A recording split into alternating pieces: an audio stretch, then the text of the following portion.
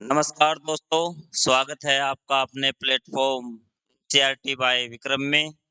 हमारी first class complete हो चुकी है, तो उसी क्रम में आज सेकंड क्लास स्टार्ट कर रहे हैं, एनसीईआरटी 6 क्लास।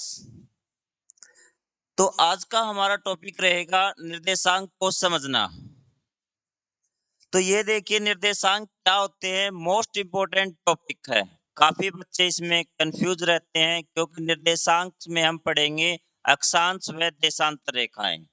तो ये देखिए, किसी नगर या कस्बे के एक बड़े बाज़ार की कल्पना कीजिए, जिसमें सीधी पंक्तियों में समान आकार की दुकानें हैं।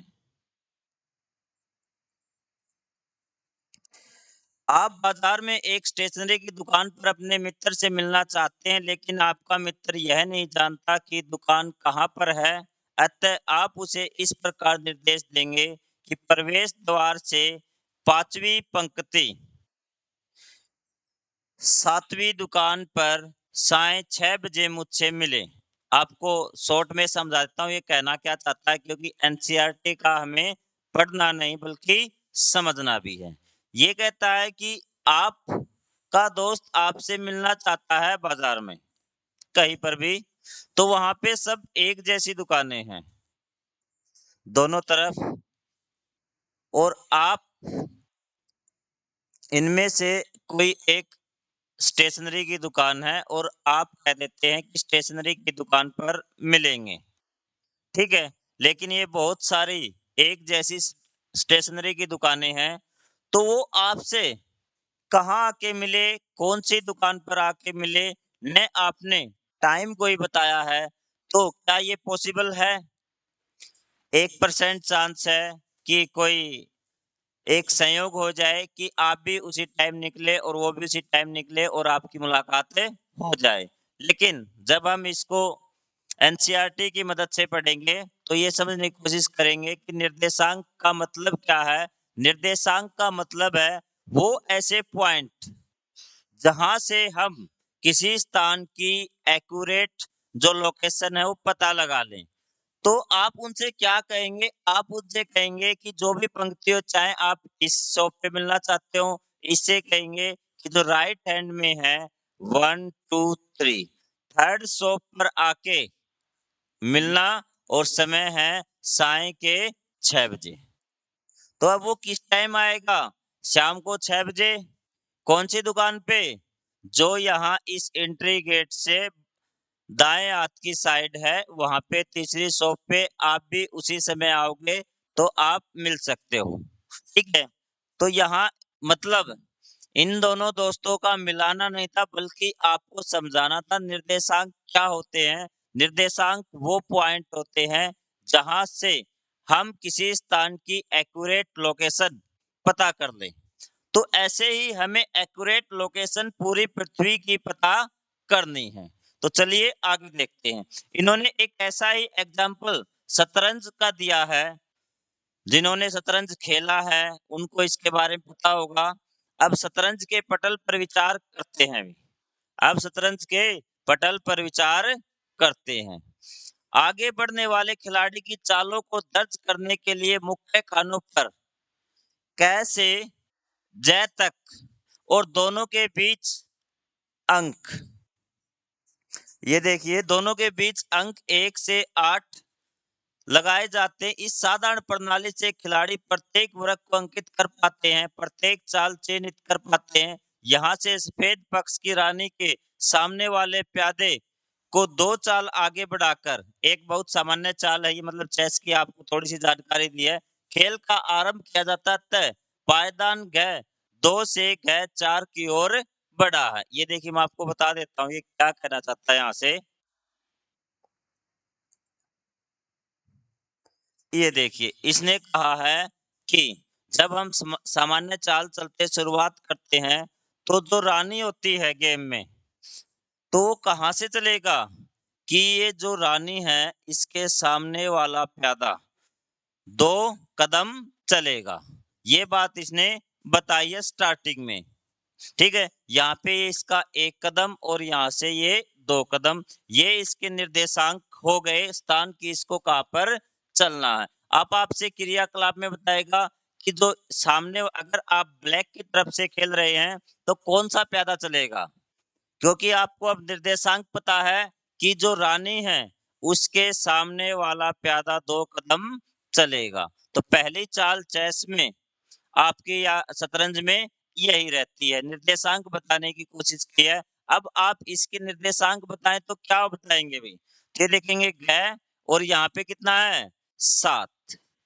ये इसके निर्देशांक हैं और ये इसकी एक्यूरेट पोज़ीशन है। अगर इसके चाल के निर्देशांक ये 5 है और ये ग तो ये निर्देशांक है। अब इन निर्देशांकों को हम पृथ्वी के रिलेशन में समझने की कोशिश करेंगे।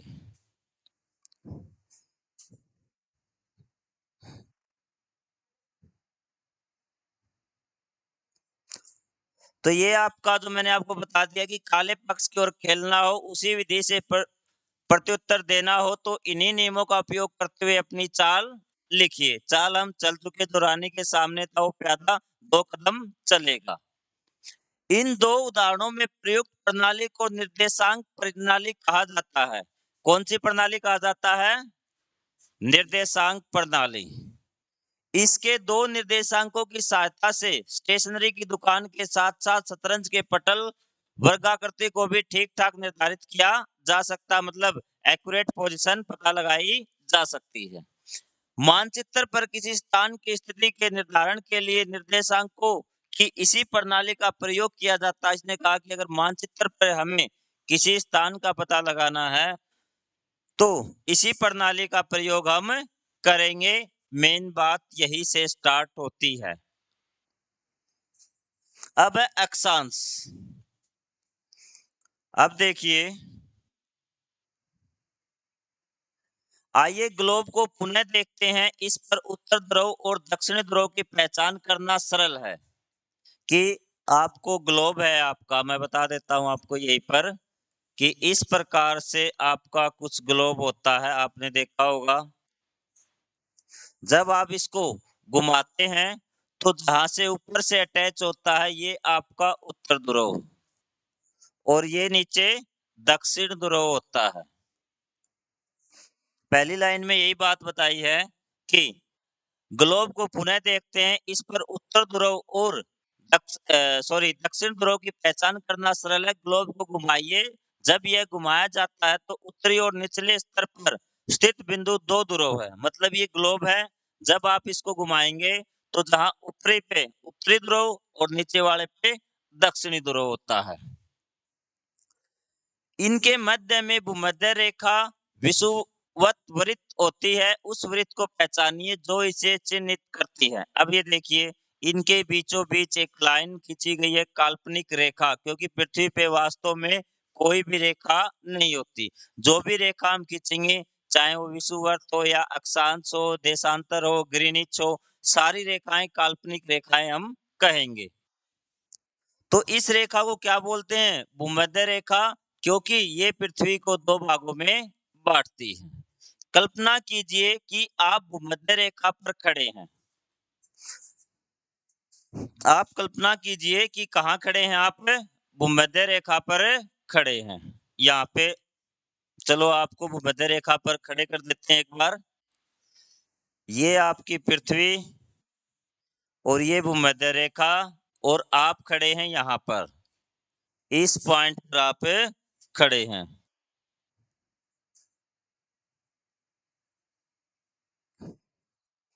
इस पॉइंट पर आप खड़े हैं, ठीक है।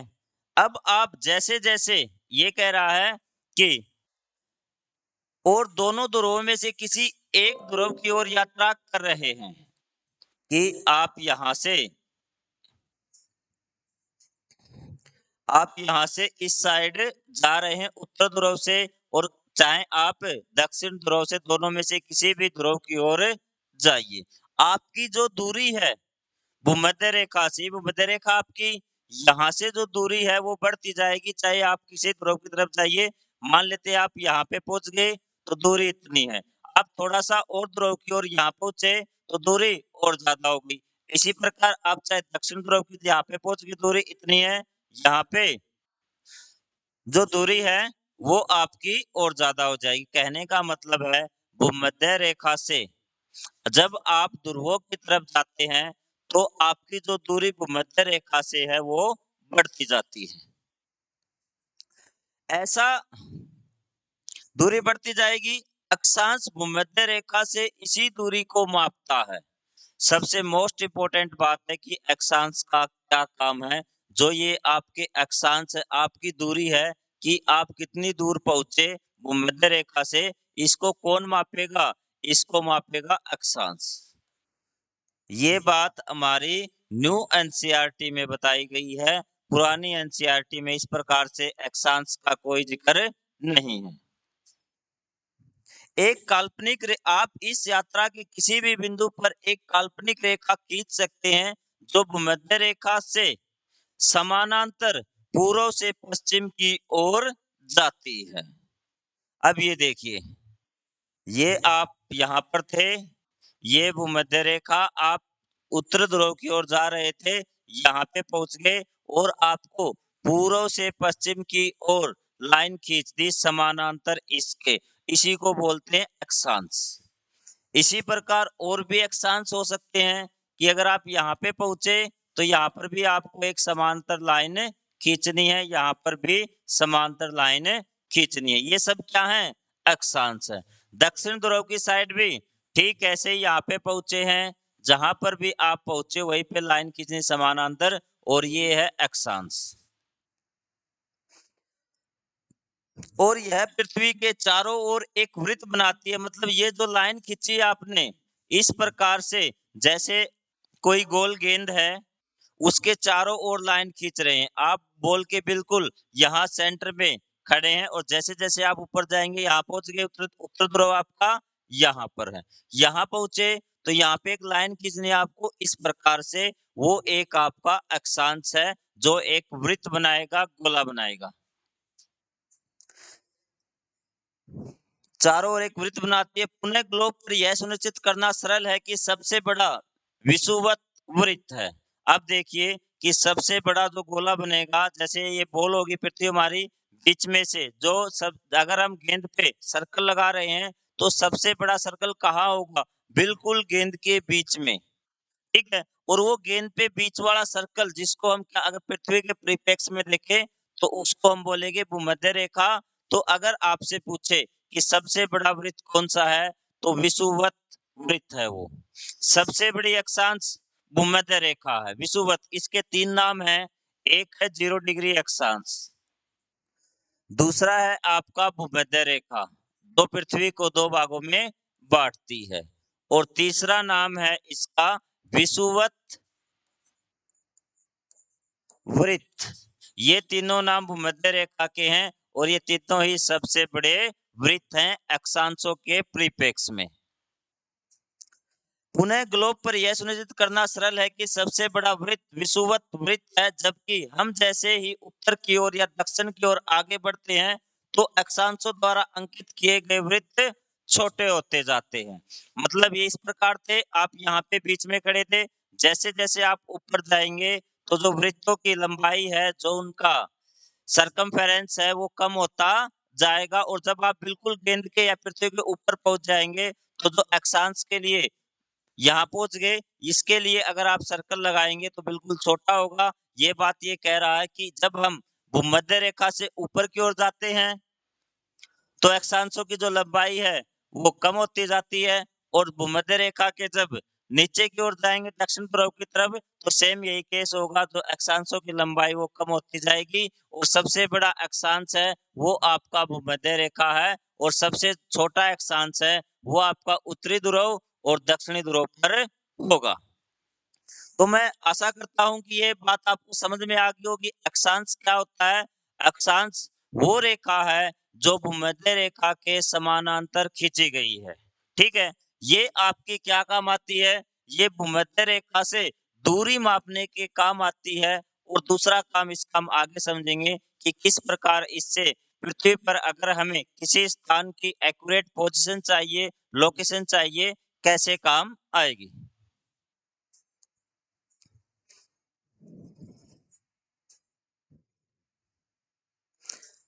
ये देखिए अक्षांशों को अंशों या फिर डिग्री में व्यक्त किया जाता है। परंपरागत रूप से विषुवत वृत्त अक्षांश 0 डिग्री या 0 अंश है, जबकि दो ध्रुवों के अक्षांश क्रमशः 90 अंश उत्तर और 90 अंश दक्षिण है। इसे 90 डिग्री उत्तरी और 90 डिग्री दक्षिणी के रूप में जाना जाता है। अब ये देखिए,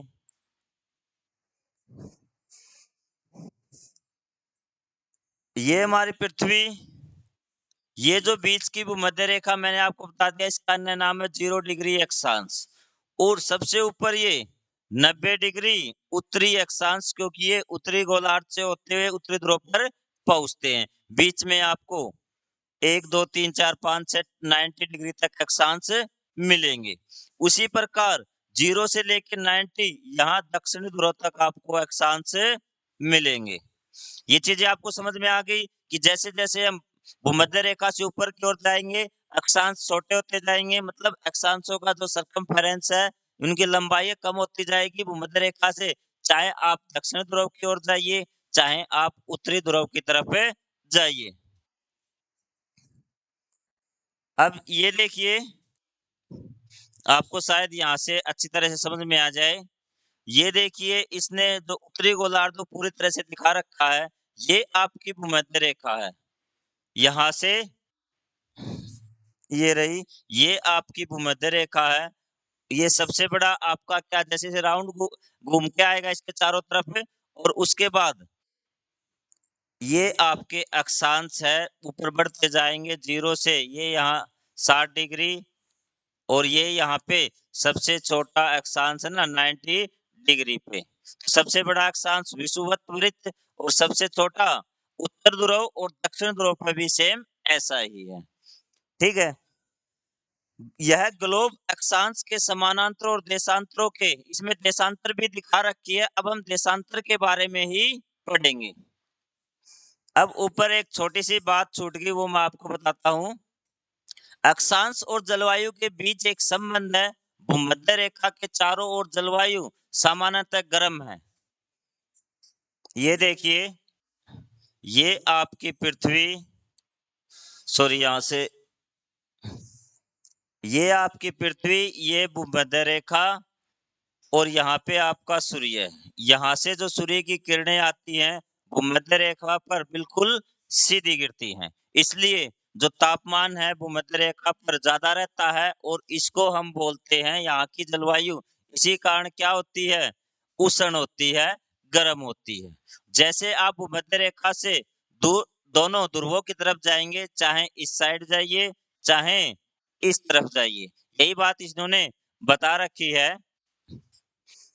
ये देखिए, भूमध्य रेखा के चारों ओर जलवायु सामान्यतः गर्म, इसे उष्ण भी कहा जाता है। आपको पता लग गया भूमध्य रेखा के चारों ओर जो जलवायु गर्म क्यों होती है, ये रीजन आपको समझ में आ गया होगा। और जैसे हम भूमध्य रेखा से ध्रुवों की तरफ जाते, तो सूर्य की किरणें यहाँ तिरछी पहुंचनी स्टार्ट होती है, और यहाँ तिरछी पहुंचने के कारण यहाँ बीच में एक और कटिबंध बनता है, जिसमें हम शीतोष्ण बोलते हैं, कि न तो वो ज्यादा होता है और न ज्यादा गर्म और न ज्यादा ठंडा, उसको बोलते हैं हम शीतोष्ण कटिबंध। और उसके ऊपर एक कटिबंध और, जिसको हम बोलते हैं शीत कटिबंध, जहां पर सूर्य के प्रकाश की मात्रा, ताप की मात्रा बहुत कम पहुंचती है। वहां पे बर्फ जमी हुई है दोनों ध्रुवों पर, चाहे वो उत्तरी ध्रुव हो। और यही कंडीशन भूमध्य रेखा से दक्षिणी ध्रुव की तरफ भी यही है, यहाँ बहुत शीत कटिबंध है। तो ये चीज आपको समझ में आ गई। जब हम अक्षांश की डिग्री बढ़ती, मतलब 0 से ऊपर जाते हैं हम, तो क्या है कि जो सूर्य की तापमान की मात्रा है वो धीरे धीरे कम होती जाती है, और ये बीच में शीतोष्ण, और यहाँ पे शीत कटिबंध। आप विज्ञान में पढ़ेंगे कि ऐसा क्यों होता है। विज्ञान की बात मैंने आपको बता दी कि ये सूर्य की किरणें यहाँ पे सीधी आती है, जो शीतोष्ण कटिबंध है उसमें तिरछी पहुंचती है, और जो शीत कटिबंध है उसमें सूर्य का ताप बहुत कम पहुंचता है। और यह भी है कि एक वर्ष की समाप्ति में विभिन्न ऋतुओं का अनुभव क्यों करते हैं। ये आपके साइंस का टॉपिक है, यहाँ पे काफी टाइम लग जाएगा अगर इसको मैं एक्सप्लेन करूंगा तो। अब है देशांतर। अक्षांश आपको समझ में आ गई? एक बार 1 मिनट में फिर रिवाइज़ करता हूँ कि अक्षांश क्या होती है, कि ये आपकी पृथ्वी, ये भूमध्य रेखा और भूमध्य रेखा किससे? ये उत्तरी ध्रुव और ये दक्षिणी ध्रुव है आपका, सॉरी दक्षिणी ध्रुव है। तो भूमध्य रेखा के समांतर उत्तरी ध्रुव व दक्षिणी ध्रुव के की तरफ खींची गई समानांतर रेखाएं भूमध्य रेखा से उत्तरी ध्रुव व दक्षिणी ध्रुव की तरफ खींची गई समानांतर रेखाएं अक्षांश रेखाएं कहलाती है। इनका मान दोनों तरफ 0 से 90 डिग्री तक होता है, चाहे वो आप उत्तरी ध्रुव जाइए, चाहे आप दक्षिणी ध्रुव जाइए। ये था अक्षांश रेखाएं। उसके बाद हम बात करते हैं कि अब आप कल्पना कीजिए कि आप संभवतः सर्वाधिक छोटी रेखा पर उत्तरी ध्रुव से दक्षिणी ध्रुव की ओर यात्रा कर रहे हैं।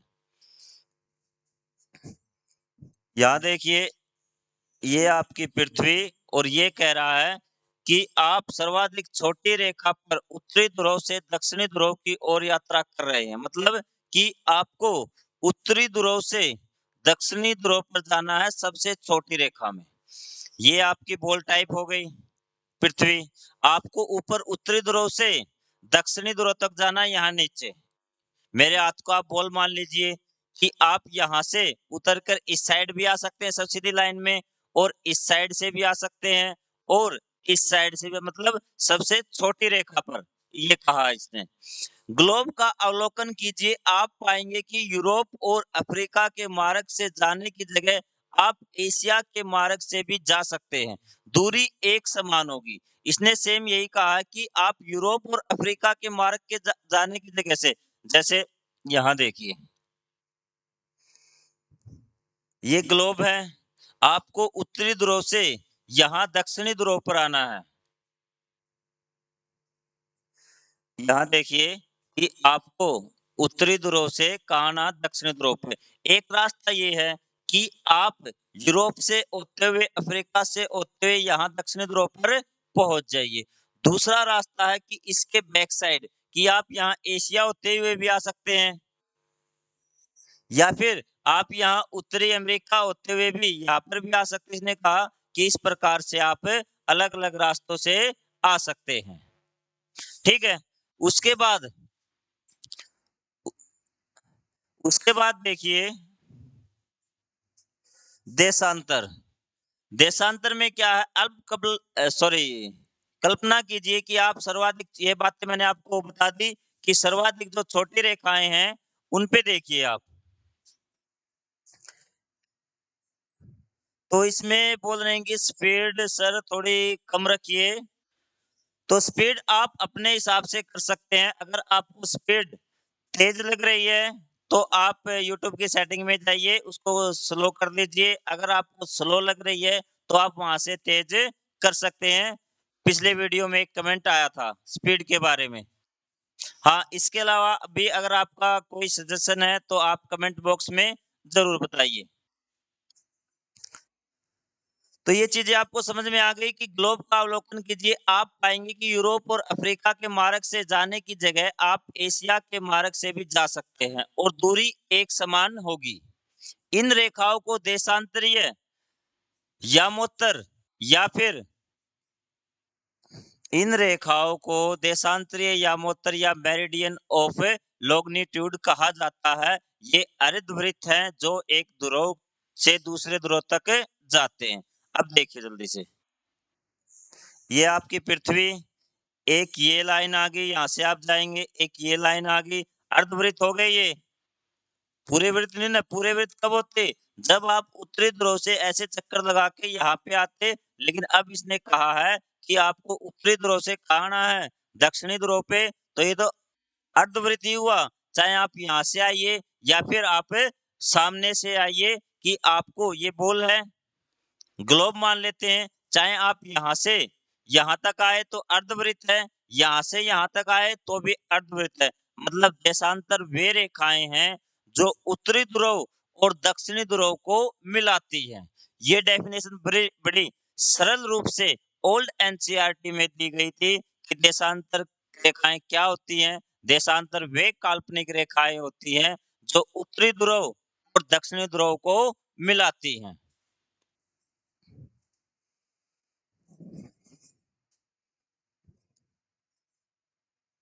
आप विज्ञान में यह भी सीखेंगे कि पृथ्वी अपनी धुरी पर घूमती है। इसे सरलता से समझने के लिए एक टेबल लैंप को अपने ग्लोब से थोड़ा दूर रखिए और कल्पना कीजिए कि यह सूर्य है। तो चलो जैसा ये कहता है वैसा हम कर देते हैं कि एक ग्लोब लेना है, ये हमारा ग्लोब हो गया। ये यहाँ पे हमारा टेबल लैंप हो गया इस प्रकार से। ये इसकी लाइट यहाँ पे आ रही है पृथ्वी पे। पृथ्वी को थोड़ा-सा मैं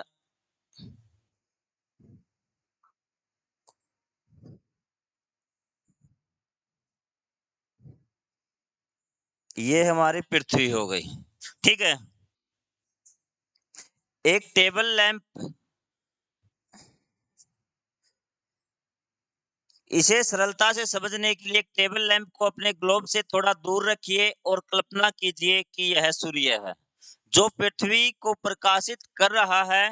मतलब पृथ्वी के ऊपर आ रहा है, ग्लोब के ऊपर आ रहा है, तो ग्लोब को पूर्व की ओर घुमाने पर हम देखेंगे कि पृथ्वी पर कुछ स्थानों पर प्रातःकाल है, अन्य स्थानों पर मध्याह्न है, साय या यात्री है, सॉरी रात्रि है। जब एक देश में प्रातः नाश्ते का समय होता है तो अन्य देशों में मध्याह्न भोजन का समय होता है और किसी तीसरे देश में लोग रात्रि का भोजन कर गहरी नींद में सो रहे हैं। तो मतलब ये कहने की कोशिश कर रहा है, सामने से प्रकाश आ रहा है यहाँ पे। इस हिस्से में देखिए, यहाँ पे क्या है दिन। जब पृथ्वी पूर्व से पश्चिम से पूर्व की ओर घूमेगी तो क्या होगा? यहाँ जो रहता है पृथ्वी पर वहां रात है, और जैसे ही ये रोटेट करेगी तो वैसे जो इस हिस्से में सामने वाले, जैसे ये देखिए आपकी तरफ से प्रकाश आ रहा है, जो इस जहां रहता है ऐसे जैसे ही रोटेशन होगी तो क्या होगा? वहां सुबह हो जाएगी, ठीक है? और जैसे ही ये हिस्सा सामने आया, यहाँ दोपहर, अब यहाँ पे सुबह का टाइम होने वाला है। ऐसे घूमते-घूमते अब इस जगह, अब बिल्कुल सामने अब बिल्कुल सामने दोपहर है, बिल्कुल सूर्य के सामने है। अब जैसे ही इस तरह घूम घूमेगी पृथ्वी, तो जो इस हिस्से पे थे वहाँ दोपहर हो जाएगी और यहाँ दोपहर के बाद का टाइम होगा। ये बात इसने समझाने की कोशिश की है कि जो बिल्कुल सामने है वहाँ दोपहर है और जो बिल्कुल बैक साइड में है यहाँ पर, वहाँ पे क्या रात, लोग भोजन करके सो चुके हैं, आधी रात हो चुकी है। और जैसे ही अब घूमेगी, यहाँ पे दोपहर के 2-3 और ऐसे घूमते-घूमते टाइम इस प्रकार से बढ़ता जाएगा। इस साइड से जो सूर्य के सामने आते जाएँगे, वो वहाँ दोपहर हो जाएगी और इस प्रकार दोपहर बाद का टाइम इस प्रकार से चलता रहता है। तो ये बात आपको समझ में आ गई कि किस प्रकार समय बदलता है, कि किस देशी देश में दिन और किसी देश में रात क्यों होती है एक ही समय पर। तो चलिए अब आगे समझते हैं।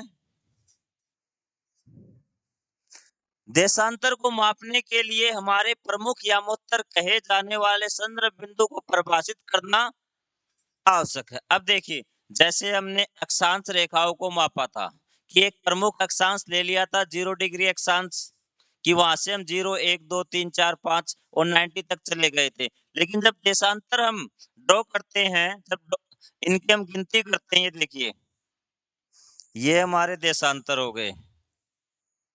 अब इनकी गिनती कहाँ से करें, किस देशांतर को क्या नाम दें? यहाँ से आपको देशांतर का जो डाउट हो क्लियर हो जाएगा कि किस देशांतर को क्या नाम दें, क्योंकि हम पढ़ रहे हैं निर्देशांक, और निर्देशांक में 2 निर्देशांक होने बहुत जरूरी है। एक निर्देशांक हम प्राप्त कर चुके, जो आपकी अक्षांश थी। अक्षांश हम बता देंगे कि ये 0 डिग्री अक्षांश उत्तरी ध्रुव, या फिर 0 डिग्री 2, 3, 4, 5, 90 तक कौन सा दक्षिणी अक्षांश है या उत्तरी अक्षांश है, ठीक है? लेकिन हम देशांतर में किसी देशांतर को क्या नाम दें? तो चलिए इसी बात को हम सोल्व करते हैं। यदि आप ध्रुवों में से यहाँ से देखिए कि देशांतर को मापने के लिए हमारे द्वारा प्रमुख यामोत्तर पृष्ठ 14 चित्र 1.3 वहाँ दिया गया था। कहे जाने वाले संदर्भ बिंदु को परिभाषित करना आवश्यक है। इसे ग्रीनिच यामोत्तर भी कहते हैं क्योंकि वर्ष 1884 में कुछ देशों ने तय किया कि इंग्लैंड में लंदन के एक क्षेत्र से ग्रीनिच से गुजरने वाली यामोत्तर प्रमुख यामोत्तर के लिए अंतरराष्ट्रीय मानक मानी जाएगी। इसे 0 डिग्री देशांतर के रूप में अंकित किया जाएगा। अब देखिए यहाँ पर ये जो बात इसने इतने शब्दों में बताई है, आपको सरल शब्दों में समझाने की कोशिश करता हूँ। ये आपके देशांतर थे, यहाँ पे हम खींचेंगे। यहाँ लंदन है और लंदन में कोई जगह है ग्रीनिच।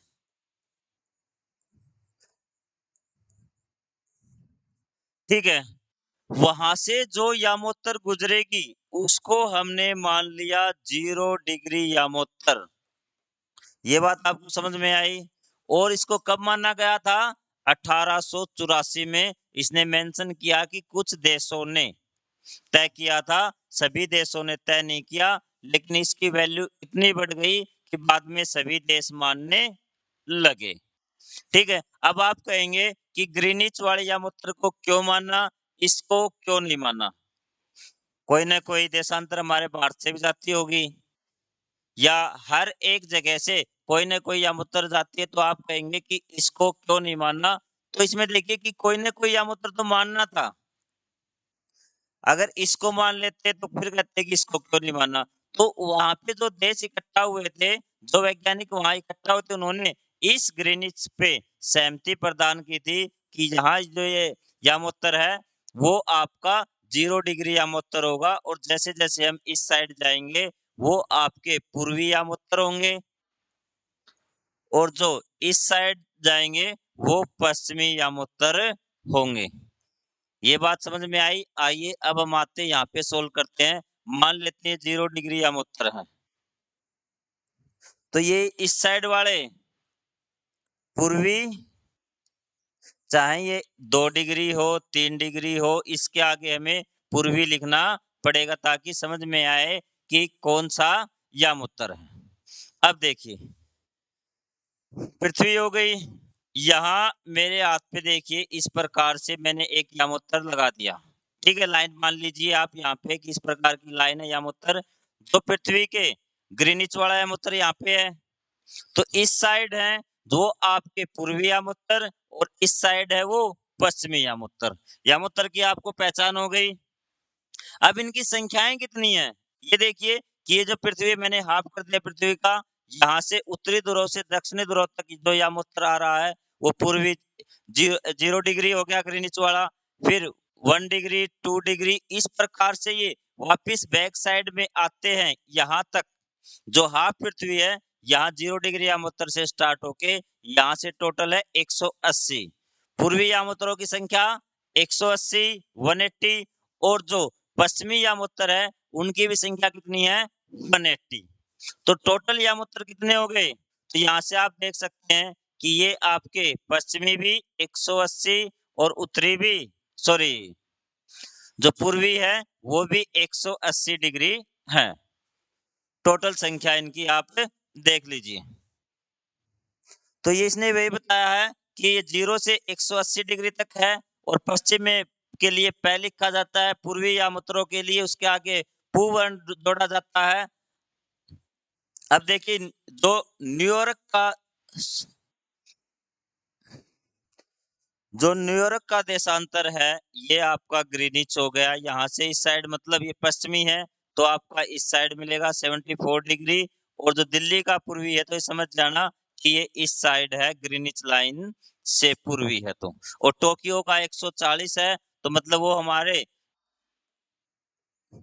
से भी ज़्यादा पूर्व दिशा की ओर है।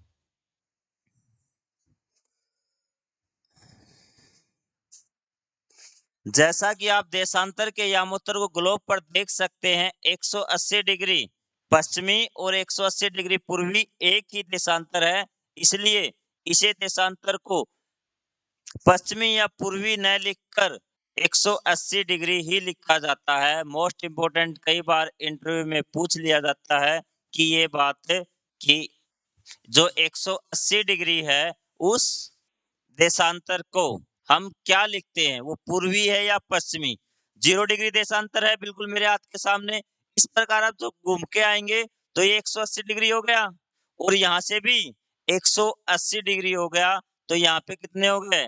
दोनों सेम, कोई भी डायरेक्शन में नहीं है। जैसे 0 डिग्री या मतलब न पूर्वी है, न पश्चिमी है, उसी प्रकार 180 डिग्री जो यामुत्तर है, वो न पूर्वी है न पश्चिमी, उसको सीधा लिखा जाता है 180 डिग्री।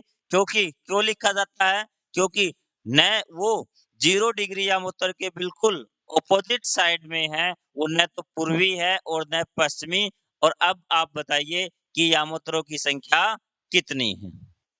आप वैसे सिर्फ साधारण में बच्चे सोल्व करते हैं, एक 0 डिग्री हो गया और 180 और 180, तो ये 360 प्लस में 0 डिग्री एक क्या मूत्र हो गया, तो ये तो हो गए 361। लेकिन ध्यान रखना कि जो 180 है वो भी क्या है?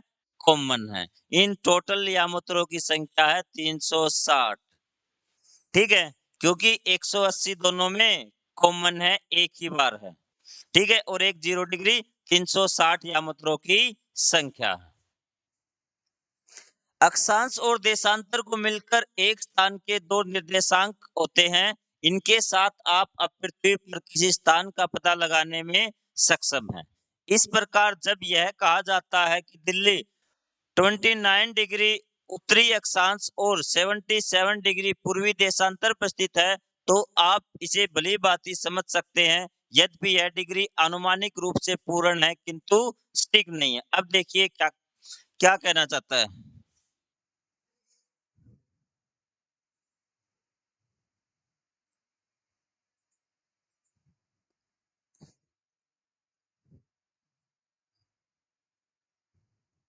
कि एक अक्षांश और देशांतर है, किस प्रकार से आपका ये काम करते हैं निर्देशांक का।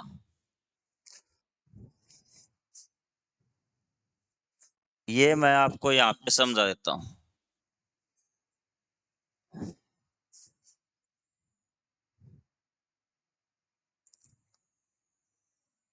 ये आपकी पृथ्वी है, ठीक है। अब आपको कोई स्थान यहाँ पर है, इसकी ये बताना है कि ये चाहे फोन पे लगा लो, चाहे वैसे किसी पेपर में बताना है कि इसकी एग्जैक्ट लोकेशन कौन सी है। आप कहाँ पे बताएंगे? पृथ्वी है पूरी तरह गोल, तो सबसे पहले बताने के लिए हमारे पास आई भूमध्य रेखा, जो पृथ्वी को दो भागों में बांटती है, एक उत्तरी गोलार्ध और एक दक्षिणी गोलार्ध। क्लियर है? अब हमारे पास सिर्फ इतनी इंफॉर्मेशन है कि उत्तरी गोलार्ध में है, मतलब इतना हिस्सा हमारे पास कम हो चुका, हमें यहाँ नहीं घूमना। उसके बाद हमने पढ़ा था अक्षांश। अक्षांश वो रेखाएं होती हैं जो भूमध्य रेखा से उत्तरी ध्रुव की ओर खींची जाती हैं, जो दूरी बताती हैं। उत्तरी ध्रुव से बीच में अगर कोई पॉइंट है तो उसकी दूरी कौन बताएगा? अक्षांश रेखाएं। अब यहाँ हम अक्षांश रेखाएं खींचते हैं, तो यहाँ कोई ना कोई अक्षांश रेखा गुजर रही होंगी, चाहे वो मान लेते 10 डिग्री अक्षांश है। हमने बता दिया कि 10 डिग्री अक्षांश उत्तरी रेखा पर जाइए, वो वहां पर ये स्थान है। अब देखिए, अब समस्या ये आ गई कि जो उत्तरी अक्षांश है वो काफी लंबा होता है, पृथ्वी के चारों ओर सर्कल है, आप घूमते रहेंगे कि एग्जैक्ट लोकेशन उसकी कहाँ पर है। फिर हमने आपको बताया था कि हमने ग्रीनिच जो खींचे थे हमारे देशांतर, वो देशांतर हमने खींचे और उनमें से एक हमने मान लिया ये कि ये जो वाला जो हमारा यामोत्तर है, ये प्रमुख यामोत्तर है, ये 0 डिग्री है। और इसके इस साइड जो होंगे वो होंगे आपके पूर्वी और इस साइड वाले पश्चिमी। ये बात समझ में आई? ये देखिए, ये जो यहाँ पे है ये आपका है 0 डिग्री यामोत्तर, इस साइड वाले पूर्वी और इस साइड वाले पश्चिमी। तो ये जो ये यामोत्तर है, इस स्थान को कट कर रहा है, वहाँ कोई न कोई तो देशांतर होगा और इस देशांतर को हम मान लेते हैं कि 0 डिग्री है और ये होगा 5 डिग्री। कौन-सा? पूर्वी। अब हमारे पास दोनों इस स्थान के दोनों निर्देशांक आ चुके हैं अक्षांश के रूप में। अक्षांश के रूप में कौन-सा? 10 डिग्री उत्तरी। तो और देशांतर में 5 डिग्री पूर्वी देशांतर। तो ये देखिए अब हमारे लिए उस स्थान का पता लगाना बिल्कुल आसान है। हम अक्षांश पे गए 10 डिग्री पे उत्तरी पे। उसके बाद 5 डिग्री पूर्वी देशांतर पे गए जहाँ इन्होंने इंटरसेक्ट किया, वो स्थान हमने पता लगा लिया। तो आप समझ गए होंगे ये बात। आपको किसी भी स्थान के अगर पृथ्वी पे या किसी भी मैप पे लोकेशन चाहिए, तो आपको दोनों निर्देशांक पता होने चाहिए, उ अक्षांश और देशांतर दोनों का मान।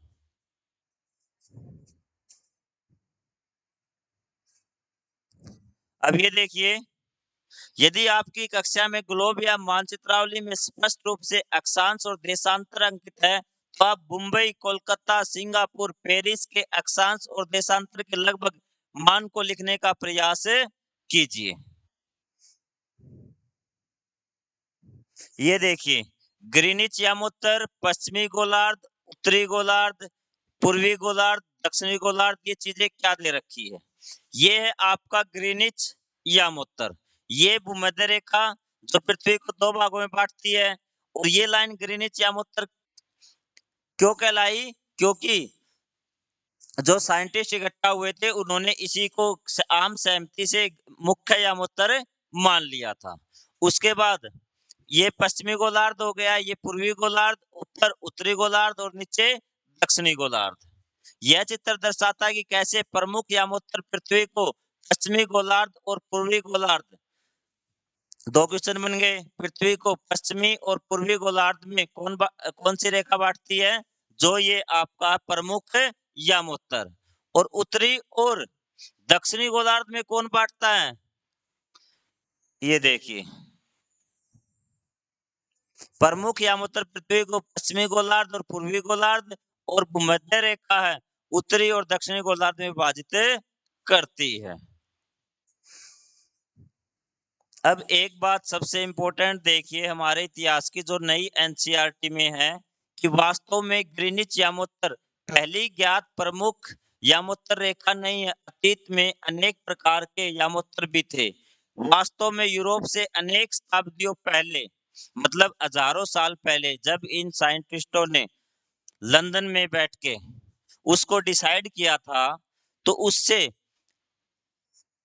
शताब्दियों वर्ष पूर्व ये देखिए कि शताब्दियों वर्ष पूर्व भारत की स्वयं की एक प्रमुख यामोत्तर थी। मतलब जो भारत के जो पुराने ऋषि थे, जो खगोलवेता थे, उन्होंने एक यामोत्तर मान रखी थी जिसे मध्य रेखा कहा जाता था और यह उज्जैनी वर्तमान में जो उज्जैन है उसके मध्य से गुजरती थी। मतलब जिस विज्ञान का जिक्र आज होता है उस विज्ञान का उन्हें हजारों साल पहले पता था।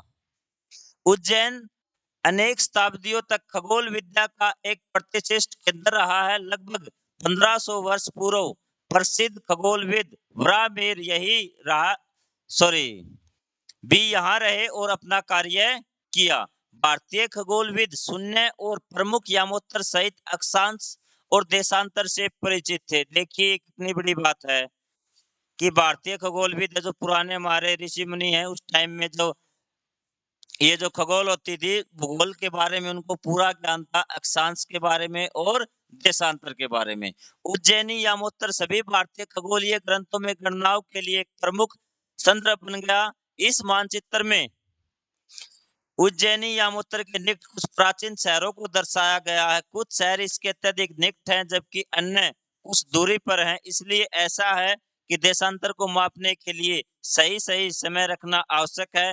यह वर्तमान की तुलना में तब उतना सटीक नहीं था। अब देखिए क्या कह रहा, इस मानचित्र में उज्जैनी यामोत्तर के निकट कुछ प्राचीन शहरों को दर्शाया गया है।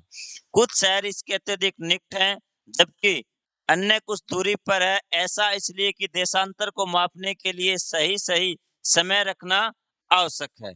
यह वर्तमान की तुलना में तब उतना सटीक नहीं था। मतलब अब जो टेक्नोलॉजी आ गई है, वो काफ़ी एडवांस है। उससे हम जो दूरियाँ हैं, वो जो समय है, बिल्कुल सटीक माप सकते हैं। तो चलिए आपको दिखा देते हैं जो भारत के ऋषियों की ने जो यामुत्र मानी थी, ये देखिए। 75.8 डिग्री पूर्वी और ये इसके नजदीक शहर हैं कि कुरुक्षेत्र, रोहतक का पुराना नाम रोहितक था, दिल्ली, मालबंगरा नगर, उज्जैनी को उज्जैन, महिष्मती महेश्वर, मुंबई, बेंगलुरु, चेन्नई, कन्याकुमारी, कोलकाता, ये आज के जो आपके इस प्रकार के साइन हैं, ये इसके आधुनिक नाम हैं। ये देखिए, ये आधुनिक नाम है, जो इस प्रकार का साइन है, ये प्राचीन नाम है इन शहरों के।